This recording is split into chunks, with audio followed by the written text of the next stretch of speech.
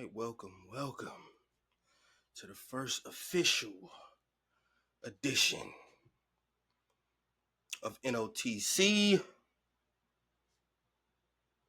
Niggas on the couch. You dig? Where we stand up for the people who are nobody special.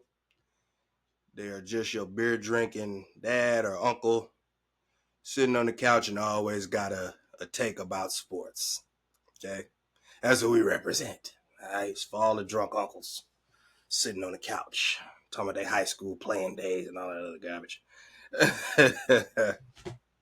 All right, so we just finished the NBA Finals last night.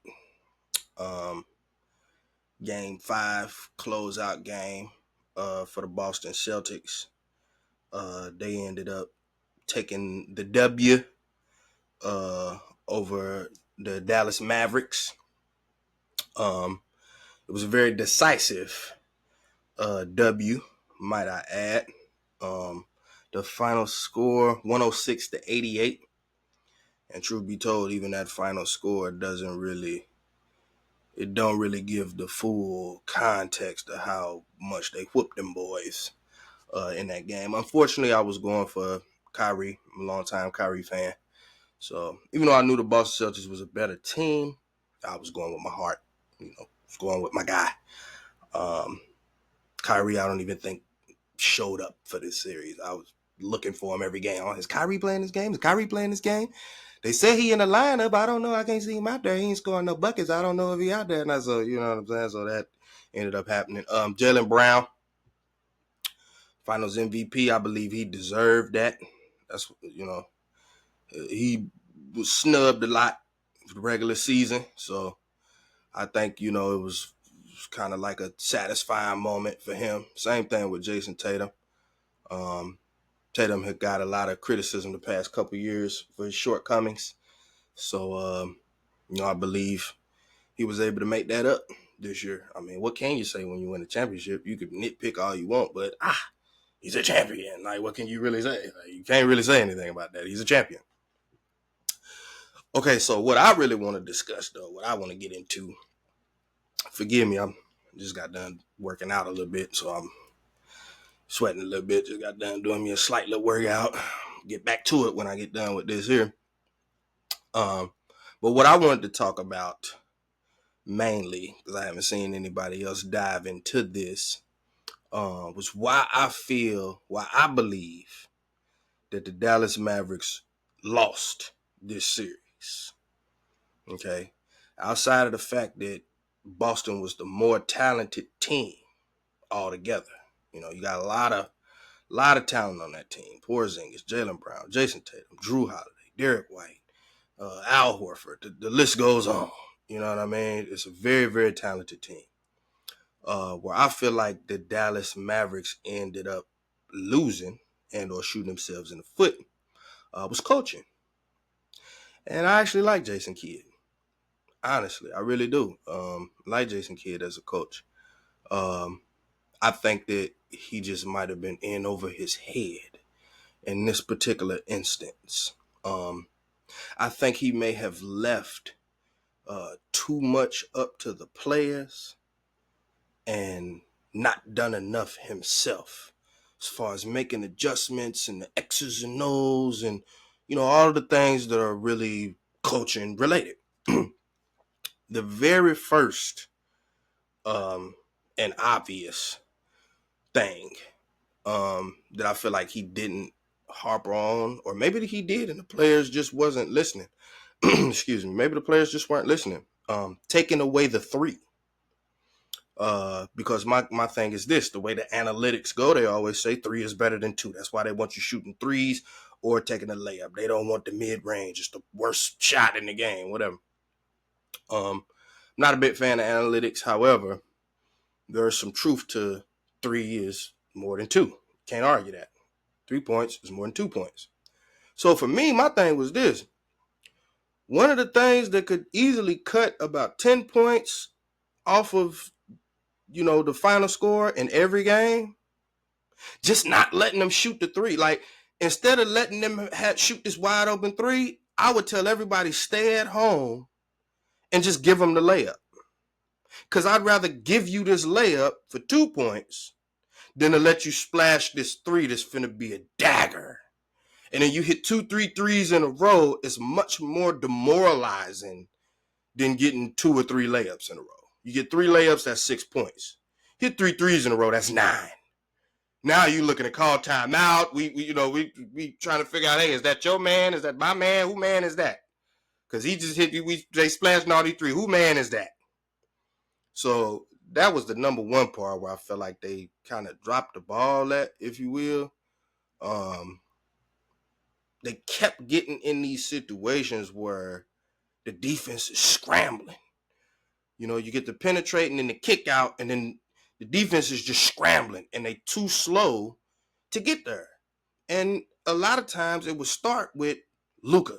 Whoever Luka guarding, blow by him, penetrate, kick the ball out, and start the rotation, start the ball rotation, which they had great ball rotation, mind you. And it's easy to have that when pretty much everybody is a shooter. Everybody that's on the perimeter is a shooter. So it's easy to have spread out, have good ball rotation. So for me, just a basketball 1, 2, 3 ABC way to try to counteract that, I'd give you the layup. Because me letting you shoot these 3, that's not helping any. So let me try something different. You know what? Everybody stay home. If the man beat you, he beat you. Give him the layup. That's better than him beating you. And then we got 5, 6 rotations. Now everybody tired on defense because we'd have had to chase the rotation, chase the ball around just for them to find an open man and hit a 3 anyway. Now we tired and we demoralized because he just splashed this 3 after we just rotated 5 times and everybody tired and they still found a wide open man, wide open 3, splash. So for me, I'm just like, hey, if they beat Luka, all right, give him the layup. At least it ain't 3 points, it's only 2. Take that. I'd rather you hit 22s than 23s. You know what I'm saying? I'd rather give you these 22 pointers than to let you hit 23s. That's all I'm saying. Because when you do the math, if I let you hit 23s, that's going to be more than 22s. So forget it. I'm finna make you change your style. I'm finna get you out your hookup. Y'all love to shoot 3s. You shoot the most 3s in the league. You take the most, you make the most. You know what? Show me you can make these 2-pointers. How about that? Show me you can make layups. Show me you can make these 2-pointers. That's what I need you to do. Because I know you can make these 3s. So show me that you can make these 2-pointers. Okay? That's the first thing I would have did.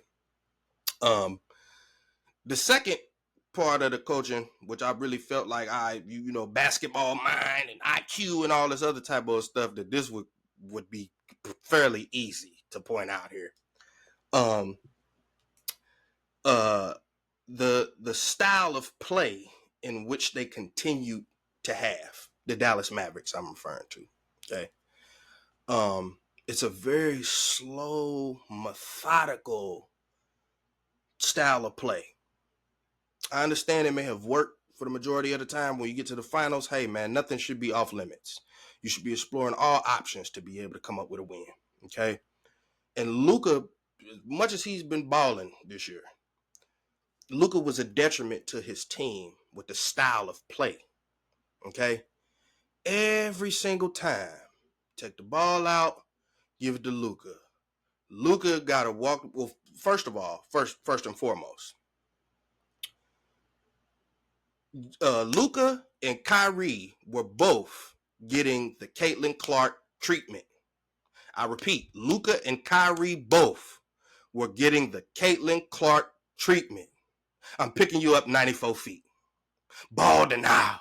I'm picking you up 94 feet. Soon as the ball get inbounded to your hand, soon as it touch your hand, I'm on you. Before it even touch your hand, I'm right here. I'm on you. I'm in your face. Down to the point where in the last game of the game 5, last game, they had Jaylen Brown mic'd up, along with Jason Tatum. End of the game. This one, the game like already over with. Everybody's celebrating. Woo woo woo. There's still a little time left, but they down 40. I'm exaggerating. But they down so big it don't matter. Jaylen Brown still say, you can hear him mic'd up. He still saying, he like, hey, if Luka come back out, Luka's still in, I'm in. Luka come back out, I'm going back out. I'm on it. He need to see my face from the start of this series to the very end of it. That man gonna have nightmares about me guarding him. And he probably do. I ain't gonna hold you the way he was, man, he was picking his pocket clean, a whole bunch. So for me to offset that, and when it was Kyrie, Drew Holiday. Caitlin Clark treatment to Kyrie. Drew Holiday, I'm in your face whole time. And the greatest ball handler in the history of the game. Not just my opinion, because I'm a Kyrie fan. A bunch of people say that. Best ball handler in the history of the game. Drew Holiday was in your jockstrap. Let me get that. Let me get that. Let me get them cookies. Let me get them cookies. Let me get them cookies. That's flat out what they're doing. Let me get them cookies. Give me that. And it's the best ball handler of all time. So for me to counter that, because as a ball handler, you leaving your ball handler to dribble the ball up the court and get into your offense, it's cool if nobody playing defense on him. But when the man picking you up 94 feet, now you got to work hard just to get the ball across half court before you even get into the offense. If there is one. Before you even get into the offense. You tired just from bringing the ball up the court because Jaylen Brown and Drew Holiday ain't letting you rest at all. And they got so many scoring options that it don't matter. They can expend their energy on defense. On offense, we'll figure it out because we're going to make some threes. Many of them as we take. We're going to make some threes. So for me, I was just clueless. I'm like, why do you keep allowing them to bring the ball up while being pressured 94 feet? A key player that I felt like could have been used, and I've never been a fan of his, but I'm just going based off of the way that he was playing in the minutes that I saw. Dante Exum. Hardy as well. I'm not sure the guy's first name, but last name Hardy. He was another guard that played for Dallas. I would have had one of those two guys bringing the ball up. That way I can get the ball up easier. I'm not risking getting ripped one-on-one by two of the most elite defenders in the NBA. They proved that in this finals. They proved that. That might be the best two wing defenders in the entire NBA. And Jaylen Brown and Drew Holiday. Best wing defenders, period. Wing and guard defenders, period. I would have let Dante Exum bring the ball up the court. Just bring it up the court and then give it to Luka. Then give it to Kyrie. So that now when Luka and Kyrie got to go into their bag or they one-on-one and try to get a bucket, they not already tired from getting pressured 94 feet. At least they got a breather. They ain't got to work hard. I ain't got to tween, spin around behind the back, do all that just to get the ball across half court. Now I'm breathing heavy. Now I'm like, somebody else take it. I'm tired. So for me, it's just as easy as let Dante Exum bring the ball up. Now Luka, Kyrie can be a little more free. They can run off of other screens and possibly get switches to where now Jaylen Brown might not necessarily be on you. Drew Holiday might not necessarily be on you. But when you put the ball in their hand and then the ball stick there and then you forcing them to dribble the ball 94 feet with these people in their face like that, the two best defenders, to me, you asking for a disaster. And I mean, you continue to do this even after they showed, like, all right, you gonna do this? All right, well, we're gonna pick Luka pocket. We're gonna pick Kyrie too, even though he's the best ball handler in the world. I'm gonna get him too. Since you're gonna keep having them bring the ball up the court against us, since you don't believe in our defense, here we about to show you. So I would have had Dante Exum bring the ball up the court, or like I said, the Hardy guy, one of them. Just bring the ball up and get us into the offense. Not to mention, Exum was shooting. I would have to look at his numbers but from my recollection, he was shooting a nice percentage, man, especially from three. So it's like, why not have him in the game? Like, why not have the guy in the game? And he's a longer defender with a little bit more weight on him. You know what I mean? He's got a little bit more weight on him. So it's not like you losing anything on defense. You add an extra buck, because to me, Derrick Jones Jr. was a wash. To me, I don't even remember the guy being on the court, and he started every game. Against them other teams, he probably did good. You know, a skinny, lengthy guy, you know, with bounce. But here you needed more of a guy that was lengthy with some muscle, some girth. Because Jaylen Brown and Drew Holiday, them boys bang. Pause, they bang. Ain't no soft. Nah, man. You need big body to be dealing with them. Okay, Luka was having trouble, and we know Luka big body. You know what I'm saying? So you needed some more weight to go with that. Derrick Jones Jr. and that's no slight to him, but I think he was just too light in the butt to be trying to mess around with Jaylen Brown or Drew Holiday or shoot anybody else on that team for that matter. He just didn't look the part. So for me, you see that in each series. Sometimes guys play in this series and don't play in the next series. It's all about moving your chess pieces on the board. I would have used much more of Dante Exum and the Hardy guy off of the bench, especially just to bring the ball up and get in, to get into the offense. Like that to me would have helped solve a lot of issues where you get these turnovers back to back like that, and then they go from having a 6-point lead to a 12-point lead or a 15-point lead in a matter of 45 seconds to a minute and 30 seconds. The lead balloons. Now you got to call a timeout and figure out what the heck is going on. Okay. And then last but not least, and hopefully, watching film and everything, Luka go back and look at this and get better. Apart from his defense being abysmal, because the last 2 games he did try to turn it up a little bit, and I am going to throw in that he, was supposedly injured for the series even started, but, to go with that, it's like, when you're on offense, you're doing all that dribbling, it's like, you know what I'm saying? I can't say that you hurt on defense, but on offense, you know what I'm saying? You out there saucing it up. What Luka kept doing on offense, even when he did dribble and get into the paint, it's like he wasn't looking to score immediately. He get down in the paint and then it's ball fake, ball fake, ball fake, pump, ball fake, ball fake. And the whole time the Celtics defense is just like, okay, ball fake. We not going for it. Ball fake. We not going for it. Make us a believer. Show us that you're going to shoot the ball. Because if you're not, we not going for the ball fakes. It's a couple times I thought Lucas should have got called for 3 in the key. Just being down there ball faking. You just ball faking. Ha, ha, ha, ha. And they not going for it. They like, bro, ball fake all you want to. We don't care.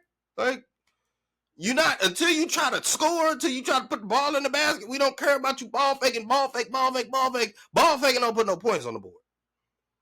And to me, that kind of messed up the flow of the offense as well. Because it's like you get down there, and if you get that close, some of the guys, I'm looking at you, I'm going to be looking like, bro, I thought you was going down, I thought you was going to score. You got down there, you got doing all that ball faking. I didn't know what was going on. I didn't know if you was passing it to me or if you wasn't passing it to me. I didn't know what was going on. I thought you was going to shoot the ball, honestly. Why didn't you shoot the ball? You was real close. That's what we would say about LeBron. If LeBron got down there and got that close to the basket, we'd be like, LeBron, why are you doing all this pump faking? Shoot the ball, LeBron. LeBron, you right there. What is you doing, LeBron? If it was LeBron, that's what we'd be saying. LeBron, you at the basket. Why you ain't shooting? Is you scared of free throws, LeBron? That was another thing. Missing them free throws. Man, were they missing free throws. Not just Luka, but as like a team as a whole. Free throw shooting. Man, did that kill him. Free throw shooting. Oh, my goodness. It was ridiculous, the amount of free throws that they was missing. The times that they missed, 2 free throws. I see, 1 out of 2 sometimes. Even LeBron do that. But for you to be missing both free throws, it's like, bro, Luka, come on, man. What are we doing?